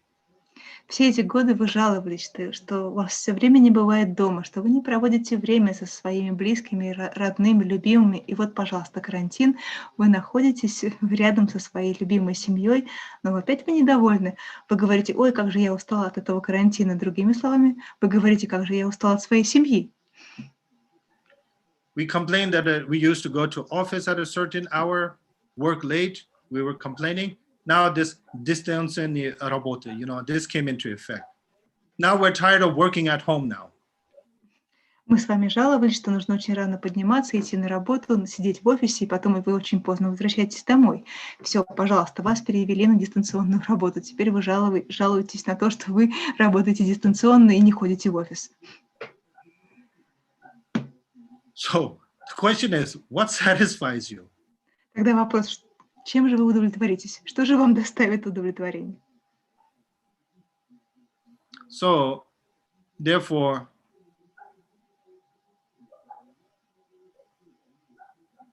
problems are so many, but then again, let's think about the many good things that we have achieved.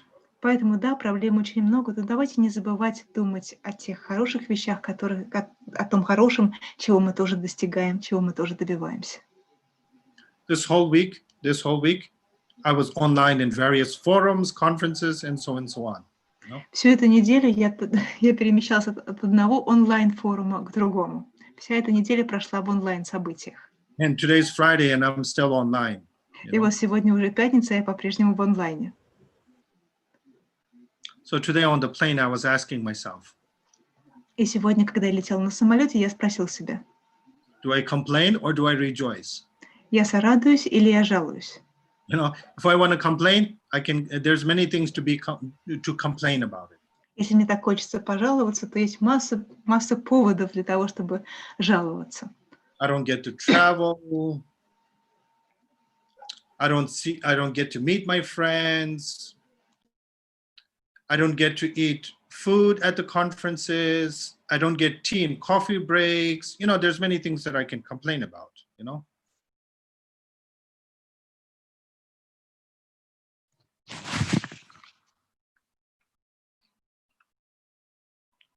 Julia, sound is off.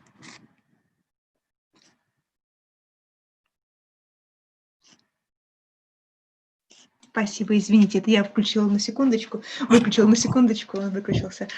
Ринпоче говорит, что можно жаловаться по многим разным поводам. Можно жаловаться, что не можешь путешествовать, что не можешь делать то и другое.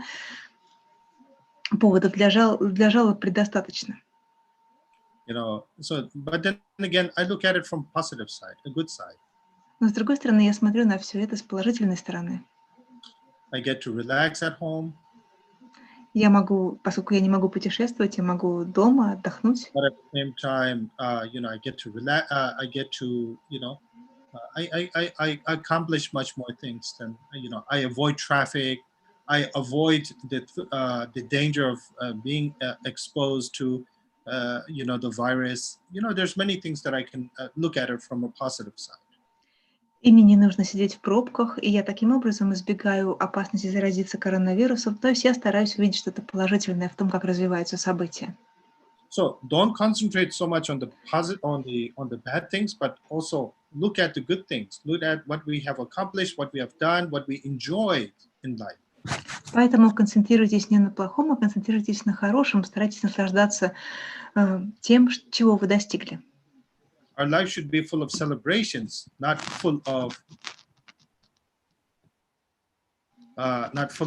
pain and sorrow. Наша жизнь должна быть полна праздников, а не печали и бед. Yes. Next question. You still have power? Okay. Yeah, I'm fine. Yeah. Можем ли мы напрямую помочь другому существу молитвой или ритуалом? Of course. Конечно. Because we make these offerings and we are praying to the celestial beings, to the enlightened beings. Мы совершаем подношения и подносим молитвы высшим существам, And these enlightened beings are widely spread. просветленным существам, и их много, они повсеместно. We're seeking them to bless us, to give us energy, to help us, to elevate us, and so on. Мы просим их помочь нам, мы просим приподнять нас из нашего сегодняшнего состояния. And one way or another, those the effect is spread or blessed or felt. И действительно, благословение молитвы, оно распространяется, и оно ощутимо. You know, the question, I don't know who asked this question, but I'm pretty sure that particular person has asked for prayers and asked for rituals. Я не знаю, кто задал этот вопрос, но я вполне уверен, что этот человек сам просил прочитать ему молитвы или провести для него ритуалы. One important thing is don't expect instant results. И здесь важное замечание: не ждите, что результат придет в одночасье, сразу же. In order to feel the effect and have that effect, we all have to accumulate merit.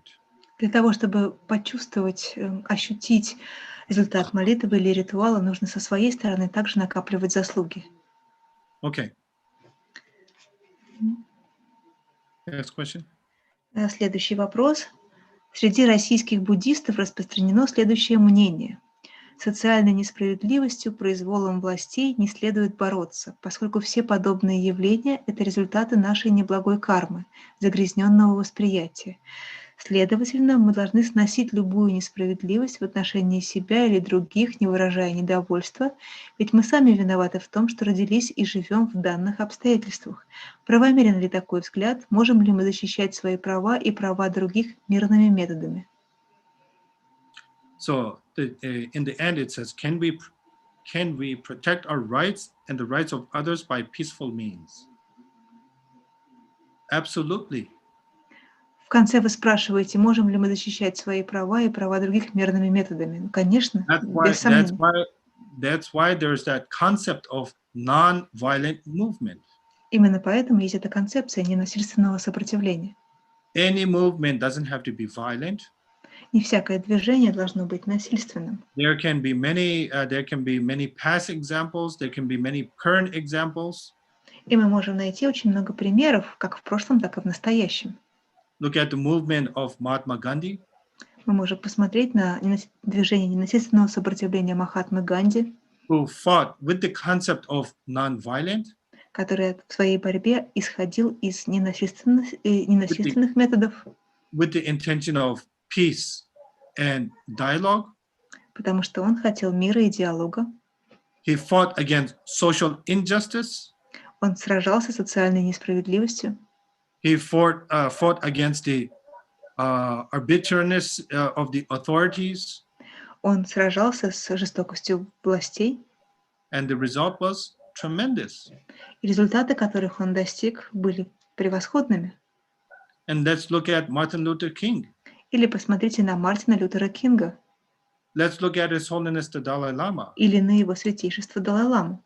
Though the results have not come, but nevertheless the movement, the non-violent movement, the peaceful means, being outspoken, it continues to this day. Хотя результаты еще в полной мере не достигнуты, все равно результат этого ненасильственного сопротивления, результат открытости, результат честности, он ощущается и сейчас.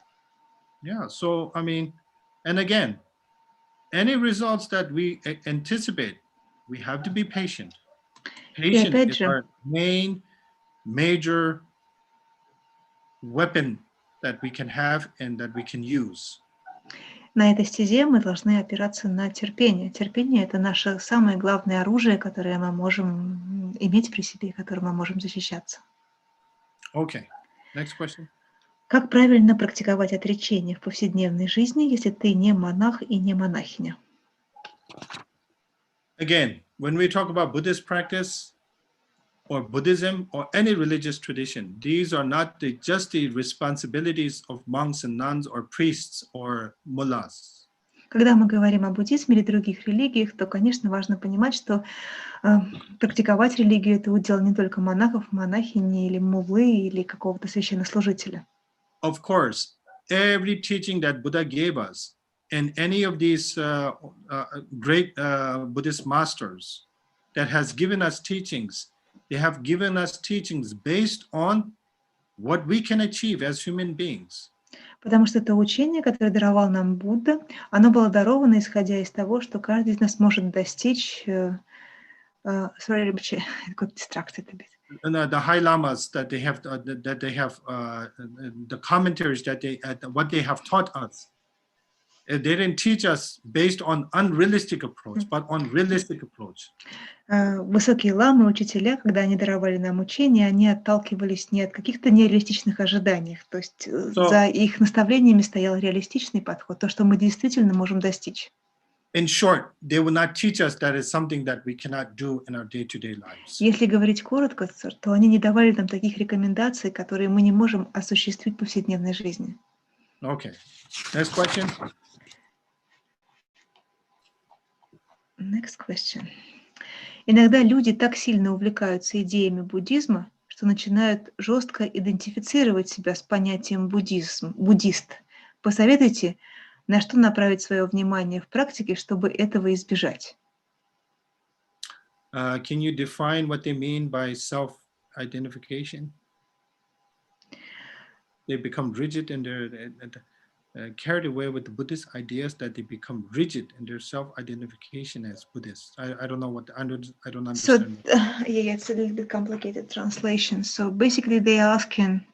Sometimes people who were not Buddhist in the very beginning, but they adopted Buddhism later on, and then they would like to identify themselves with Buddhism, and they're saying, "I'm Buddhist," and they become a little bit rigid. Should be strong. I'm Buddhist, and sometimes it creates problems. So how to avoid such attitude and such problems? Right. So the best way to identify yourself as a Buddhist is through your action of the body, speech, and mind. Лучше всего идентифицировать себя с буддизмом или считать себя то, что вы являетесь буддистом, должно находить отражение в ваших действиях, тела, речи и ума. Do you want to be identified as a good Buddhist, or do you want to be identified as a good person or a good human being? Как вы хотите, чтобы люди видели вас, как хорошего буддиста или как хорошего человека? I prefer to have people say, I'm a good person. Мне лично было бы приятно, если бы обо мне говорили, он хороший человек. I like to do random acts of kindness. Иногда мне нравится время от времени совершать какие-то добрые дела. And a couple of weeks ago, I saw a homeless person. Некоторое время назад я увидел бездомного человека.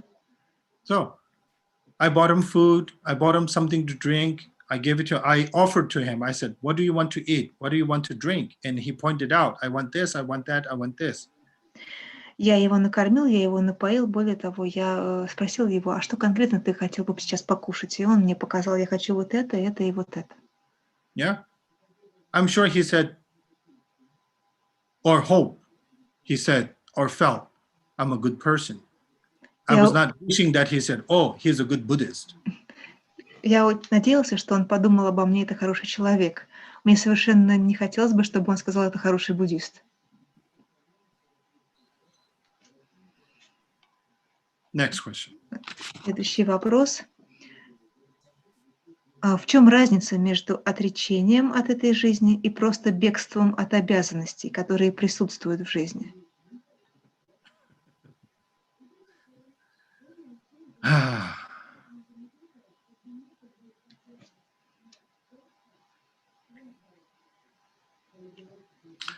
Renouncing is not about escaping responsibilities of this life. Отречение не подразумевает бегство от обязанностей этой жизни. Renouncing is about going out of your way to achieve that spiritual path or what you want to achieve which is enlightenment or nirvana. Отречение подразумевает, что вы идете своим путем для того, чтобы прийти к духовным достижениям, к пробуждению или нирване. So it doesn't mean that you should just leave everything behind and just give up everything in life and go. Это не означает, что вы должны полностью от всего отказаться, все отбросить и просто отправиться в путь. And again here, this is where Dalai Lama clearly mentions and frequently mentions that we must be 21st century Buddhists. И здесь Его Святейшество Далай-ламы очень часто и очень ясно говорит нам, что мы должны быть буддистами 21 века. It doesn't mean that Buddhism has to be modified and changed according to the trends of the 21st century. Это не означает, что мы должны видоизменить буддизм с учетом тенденций 21 столетия. Nor does it mean that we should give up all the development of socioeconomic things and development of science and technology and run to the caves. Это также не подразумевает, что мы должны отбросить все, отбросить социально-экономическое развитие и уйти жить в пещеры. So we all need both. Нам всем нужно и то, и другое. But then again, we're just taking the extra step and going beyond our comfort zone and our limitations. Но мы выходим за пределы своих ограничений, выходим из своей зоны комфорта. So that is the difference, to put it in a very simple, understanding way. Вот здесь, наверное, кроется разница, если об этом говорить простыми словами. Next question. Мы живем в стране, на территории которой за последние 100 лет, на территории которой за последние 100 лет произошло много войн, 2 мировые войны, множество жестоких периодов. Наши предки создали огромную негативную карму, которая проявляется и сейчас, как мы видим в экономике, отражается на здоровье и окружающей среде. В учениях говорится, что на индивидуальном уровне можно очистить даже 5 карм немедленного воздаяния. А есть ли способы очистить коллективную негативную карму России и каковы они? We frequently talk about the difficult years, the difficult century, etc., etc. Yeah? Мы очень часто говорим, что был трудный год, этот трудный век и так далее и тому подобное. Tell me, when was a good century? Тогда скажите, когда был хороший век? When was a good decade? Когда было хорошее десятилетие? When was a good year? Когда был хороший год? We always have something to complain about. Всегда есть то, на что можно пожаловаться. Every century was difficult. Каждый век по-своему труден. Every decade was difficult. Каждое десятилетие трудное. Every year was difficult. Каждый год труден. But then again, at the same time, many good things happened. Но при всем при этом происходит много хорошего. Many good things happened. Много Okay, хорошего. let's talk about the last century. Here he's talking about the last 2 world wars, World War I and World War II. Давайте вернемся в прошлое столетие. Вот здесь упомянуты 2 мировые войны, первая и вторая. In a century, there's 100 years. В одном столетии 100 лет. Now, compare the amount of years, World War I and World War II. Давайте сравним количество лет, в которые были войны, с общим количеством лет в столетии. 2 decades, maybe? Может быть, 2 десятилетия проходили войны.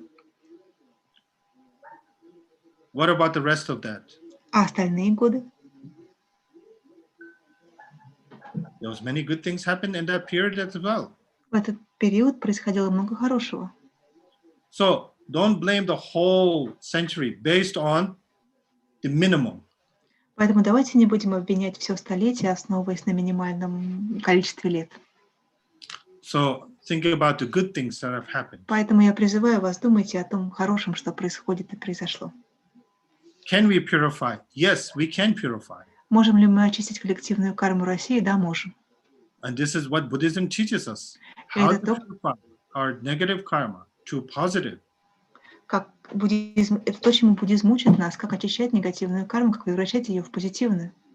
And how to purify collective negative karma for individual, for community, for a республик or край or регион, and on a national level and beyond. Как очистить коллективную карму, как очистить, во-первых, индивидуальную карму, коллективную карму республики, края, региона, и как очистить коллективную карму государства и далее. Change begins with us as individuals, not from something external or something above. Поэтому изменения, они происходят в нас, они начинаются с нас. Они не приходят извне, не приходят сверху.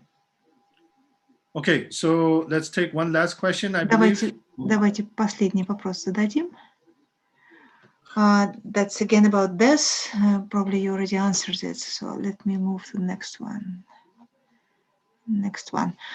Ежедневно проговариваю мантру о мани падме хум по 3-6 тысяч раз.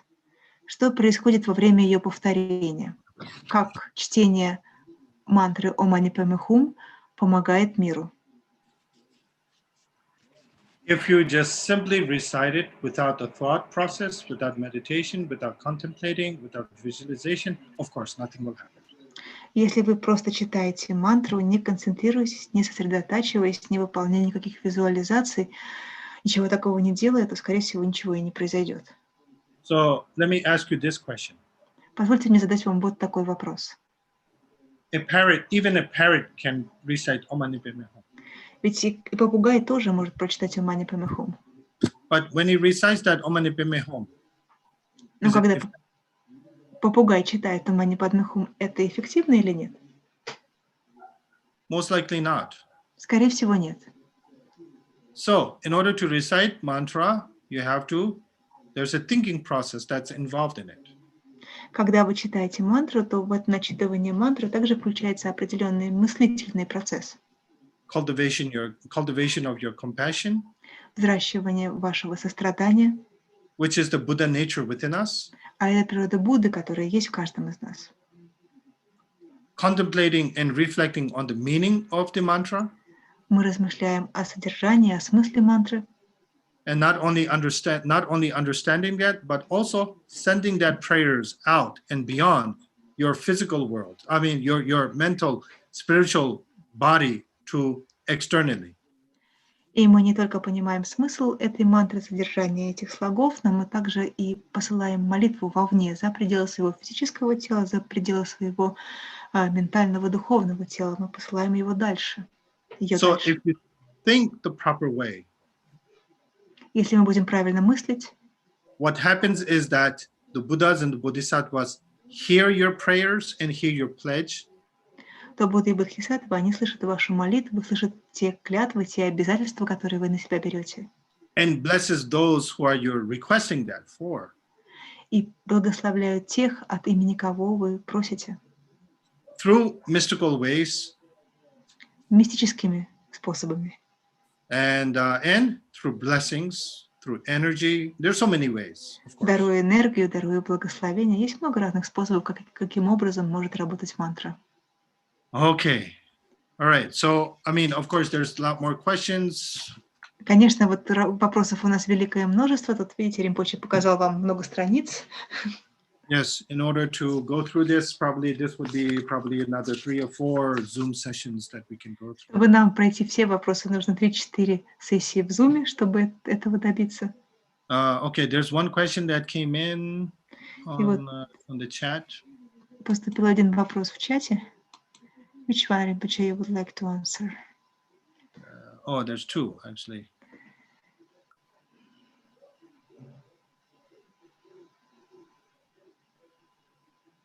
What was the first one? The first one, how to get rid of strong attachment to something or somebody. Как избавиться от сильной привязанности к чему-то или к кому-то.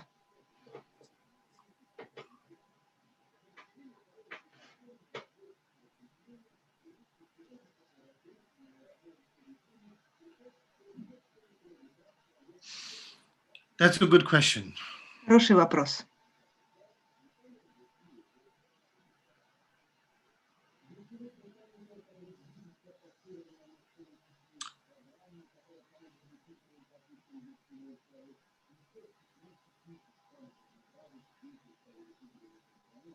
I think it is important for us to look at the effect on a much bigger scale.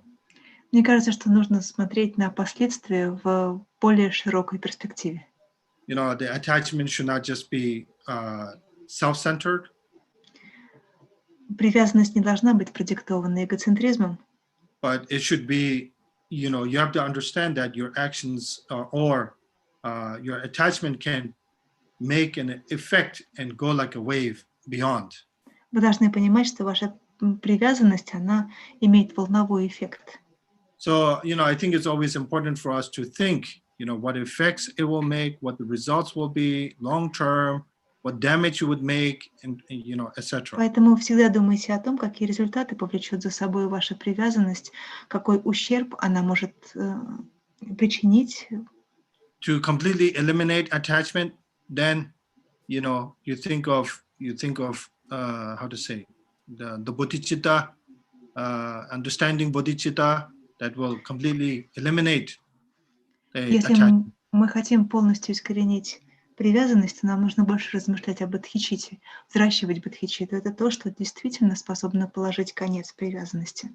You know, one thing I want to mention is the hardest part is not reciting mantras or reading scriptures. The hardest part is transforming, training our mind, training our action, you know. That's the most difficult part. And that is something that we should be constantly working on. И я считаю, что самое сложное — это не начитывание мантр или начитывание молитв или каких-то текстов. Самое сложное — это переводить все это в действие. Вот это то, на чем нам нужно сосредоточиться. Вот это самое тяжелое. Okay, next question. Next question is from Василий. I believe that many people are watching, waiting for the visit of the question is doing concentration and dedicating them to obtain his own visit permit. Will it help? What can we do to get permission? Okay. Я полагаю, что миллионы людей, живущих в России, ожидают визита Его Святейшества Далай-ламы. И вопрос мой. Если я совершаю простирание и посвящаю заслуги тому, чтобы Его Святейшество получил визу, поможет ли это? И что нам вообще нужно сделать для того, чтобы Его Святейшество получил визу?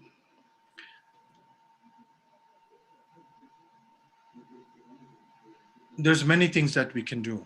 Мы можем сделать многое.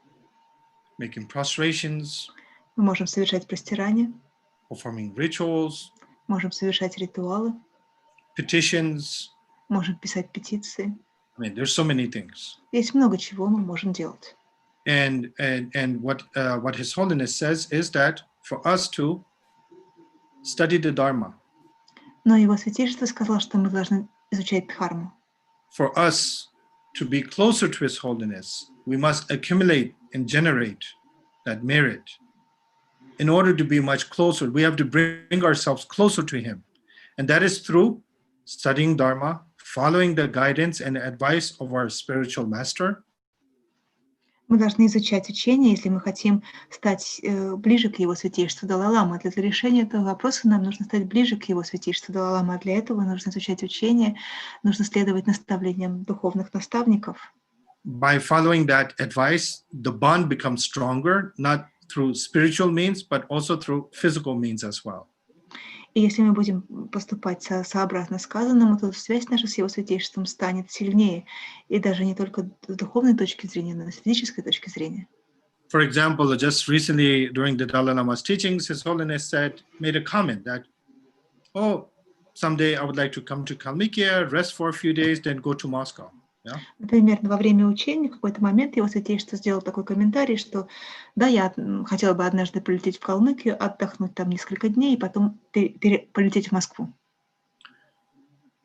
And of course, many of the Kalmyks were like, oh, so excited about it. И, конечно, многие калмыки пришли в восторг от такого высказывания Его Святейшества. Yeah. После учения все хвалили, о, Далай Лама сказал, он хочет приехать в Калмыкию и отдыхает с нами. Мой вопрос, да, и что? И что? Да, Далай Лама так сказал. И что? It may sound so rude when I say that, и что? Вам может показаться, что я грубо высказываюсь, когда я говорю «и что?». But it's like one side that's saying, I want to come, I want to come. The other one is doing what? We're not doing anything. Но у нас получается вот какая история. С одной стороны, есть человек, который говорит «я хочу приехать», а с другой стороны, люди, которые ничего для этого не делают. Yeah. We're doing certain things, but not, it's a clear sign that it's not enough. We have to do more. Конечно, мы что-то делаем, но совершенно очевидно, совершенно ясно, что этого недостаточно. Нужно делать больше. Мы просто сидим на диване и говорим, о, вы слышали, Далай Лама хочет приехать в Калмыкию, и потом поехал в Москву. Видишь?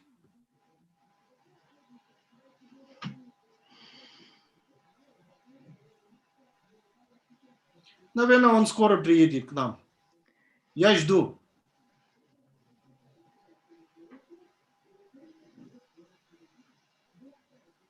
Это достаточно или нет? Конечно, нет. Нашу сторону надо двигать тоже.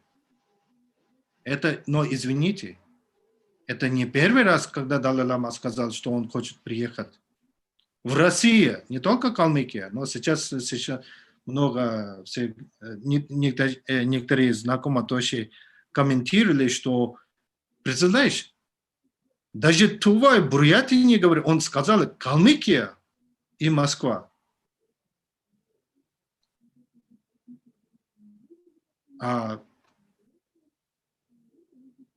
Мне жалко тут человек, который так комментирует и как так узко думает, потому что он как буддист, он забивает свои духовные братья и сестры из Тува и Бурятии, и Петербург, и Новосибирский, Ростов, Волгоград и другой регион. Это не только Калмыкия, который хочет видеть, и не только Далай Лама, что он хочет приехать только именно Калмыкия. Ну хорошо, он так сказал, ну хорошо, наша сторона, что мы делаем? Просто хвалит, говорит, о, представляешь, Далай Лама хочет приехать в Калмыкию, мы ждем. Как будто мы можно только взять и сказать, спросить, Далай Лама, когда ты собираешься приехать в Калмыкию, мы ждем вас. Ну, извините, это не так, это недостаточно. So, prostrations, circumambulation, recitation of mantras, we make that bond stronger, we accumulate merit, and two forces from both sides makes it much more stronger, and we become closer, not only, like I said, not only spiritually, but also physically as well. Да, мы должны совершать простирание, да, мы должны совершать обхождение вокруг священных объектов, мы должны посвящать заслуги, и вот так постепенно, шаг за шагом, мы будем укреплять связь между нами. И, как я уже сказала, не только духовную связь, но и физическую связь между нами. Okay, next. Rinpoche, I think it's a good point to finish, because it was very wonderful speech, and I would like to mention that к нам сейчас поступила такая просьба, многоуважаемый Тэло Тулку Ринпоче, возможно ли организовывать ваши онлайн-встречи регулярно, может быть, хотя бы один раз в месяц, потому что вопросов много. Можем мы вас об этом просить? There's one from Mongolia. Давайте из Монголии был. Из Монголии, да, давайте. Долго Срен. Сейчас, минуту, я вижу этот вопрос. Да.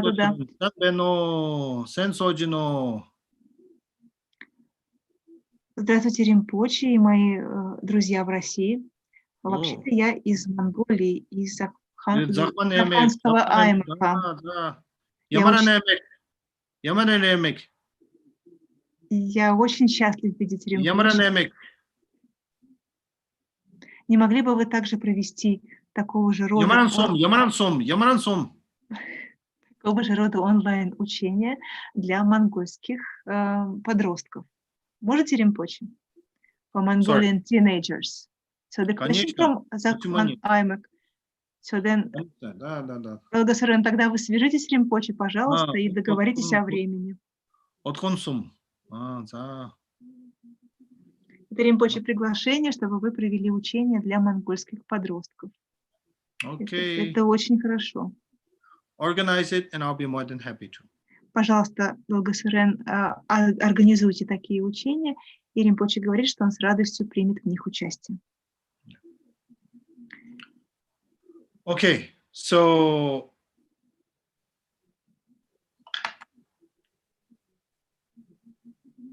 I know the year 2020 is coming to an end soon. Да, 2020 год скоро подойдет к своему концу. Yes, it was a difficult year. It was Да, a это challenge, был тяжелый, это был сложный год. but even 2019 was challenging. Но 2019 был непростым годом. 2018 was challenging. И 2018 был трудным. It was challenging in its own way. Каждый год был трудным по-своему. The year 2021 will be challenging. 2021 год тоже будет трудным. Every day is a challenge. Каждый день бросает нам вызов. I wake up every morning with the thought and with the full conviction that I'm going to face many challenges throughout the day. Я каждое утро просыпаюсь с такими мыслями и, честно говоря, с полной убежденностью в том, что день, который наступает, будет нести в себе вызовы и трудности. I begin my day with the bodhicitta mindset, Но я начинаю свой ум с того, чтобы зародить в себе бодхичитту. the cultivation of love, Я взращиваю любовь, cultivation of care, concern, заботу, обеспокоенность о других. and that is something that gives me a reason to look forward to. И это то, что заставляет меня двигаться дальше, смотреть в будущее. So in advance, in short, in advance, I prepare my mind to have a challenging day. То есть я заранее готовлю свой ум к тому, что мой день может нести трудности. And every evening I reflect back, А каждый вечер я размышляюсь, я возвращаюсь назад в прожитый день, and I filter it, и analyze. я анализирую свой день. And those things that did not come out the way that it want, I try to improve by not repeating that the next day or the next week, next month, and so on. И если что-то произошло не так, как я того хотел, то я учусь на этих ошибках и стараюсь не повторять это на следующий день, в следующем месяце и так You know, далее. it's constantly reminding ourselves, pushing ourselves. Я постоянно себе напоминаю, мы должны постоянно себя подталкивать. And I'm just a human being as all of you are. Я просто человек, такой же, как и вы. No, I can do it. And I believe all of you are capable and have the ability to do it as well. У меня это получается, и я глубоко убежден, что и у вас тоже есть способности, и у вас тоже так все получится. We don't have to do fancy rituals. We don't have to hold the Vajra bell and the Dhammarus and all this. We don't need these fancy, elaborated, ritual objects. Нет необходимости совершать. What we need is a fancy motivation and intention in a mind. Нет необходимости совершать какие-то сложные, пышные ритуалы, держать в руках ваджу, колокольчик и дамару. Мы можем от всего этого отказаться, но наша мотивация должна быть действительно обширной, пространной. Mm-hmm. So therefore, I want to wish you all good rest of the year. I'm sure we will see each other again. But nevertheless, those who I may not see, I want to wish you all the best, most of all, safety from this coronavirus. I beg you to take care of yourselves, because if you take care of yourselves, you're taking care of others and your family members, friends, and beyond. И я желаю вам хорошего завершения года. Конечно, мы еще до конца года встретимся, но, может быть, с кем-то из вас мы не встретимся, и я поэтому желаю вам хорошего завершения года. И, конечно, я желаю, чтобы никто из вас не заболел коронавирусом. И поэтому я прошу вас, пожалуйста, думайте о средствах безопасности, предосторожности, потому что если вы будете заботиться об этих мерах со своей стороны, то вы также будете заботиться и обо всех других людях, чтобы они не заболели. Even though it was a difficult period, but I have so many things that are to rejoice and celebrate and to be happy about. Хотя этот год был сложным, но все равно было столько такого, что вызывает во мне радость и вызывает во мне счастье. And I hope that all of you will be able to feel the same way as well. И я надеюсь, что и вы все тоже будете чувствовать так же. And therefore, let us all take a moment of brief meditation. Давайте проведем короткое мгновение в медитации. Let's think about all the people Давайте подумаем beyond our rooms, beyond our homes, обо всех людях, которые живут за пределами вашей комнаты, за пределами вашего дома, rich or poor, о бедных и богатых, Buddhist or non-Buddhist, буддистах и небуддистах, healthy or not healthy, здоровых и заболевших, car or no car, имеющих машину и не имеющих машины, metro or bus, перемещающихся на метро или на автобусе, Burger King or McDonald's, посещающих Бургер Кинг или Макдональдс, Starbucks or Costa Coffee, Starbucks или Коста Кофе. whatever it is, Что бы то ни было, they all want to be happy. все они хотят быть счастливыми. They all want to enjoy these pleasures, the material pleasures. Все они хотят наслаждаться материальными удовольствиями. But at the same time, they all deserve to be happy. Но при всем при этом все они заслуживают того, чтобы быть счастливыми. So let's think about all of them. Давайте подумаем обо всех этих людях. Cultivate the Buddha nature within us. Давайте зародим в себе природу Будды, почувствуем в себе природу Будды. Have sympathy and have empathy. Давайте испытаем эмпатию, сочувствие к этим людям. Through that generates compassion. И таким образом породим сострадание. And through this mindset, И этот внутренний настрой, prayers, and you may call ritual, because meditation, we're doing a group ritual. эти молитвы, этот ритуал, можно сказать, потому что сейчас, медитируя вместе, мы как бы выполняем общий ритуал. Send these thoughts out to all sentient beings. Пусть благодаря этому наши мысли отправятся ко всем живым существам. And let's follow His Holiness the Dalai Lama. As long as space endures, И давайте, as long as I remain, as long as space remains, may I too remain to eliminate the suffering of the world. говорит Его Святейшество Далай-ламы, покуда длится пространство, пока живые живут, пусть в мире и я останусь, страдания рассеивают тьму.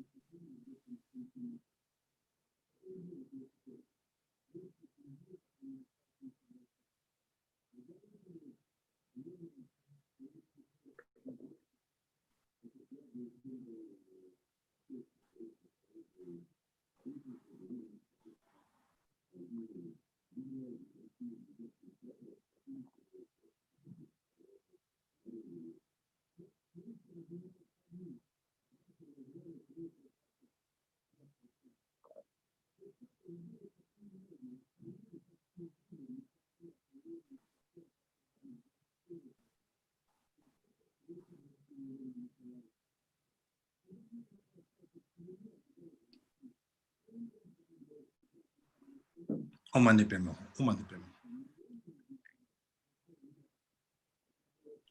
Omani Pema. Yawadi Nudada, Jerezawan, Dujune, Dowaji Yamalo, Diezala Gobarosho.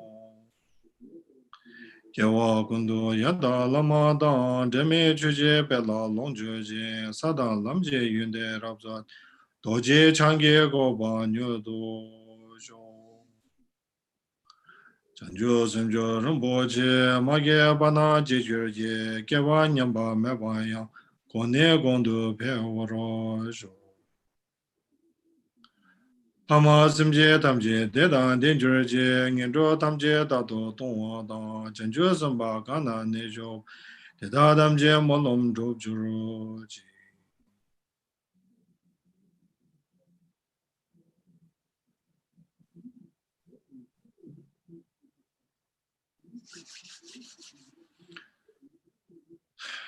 Thank you.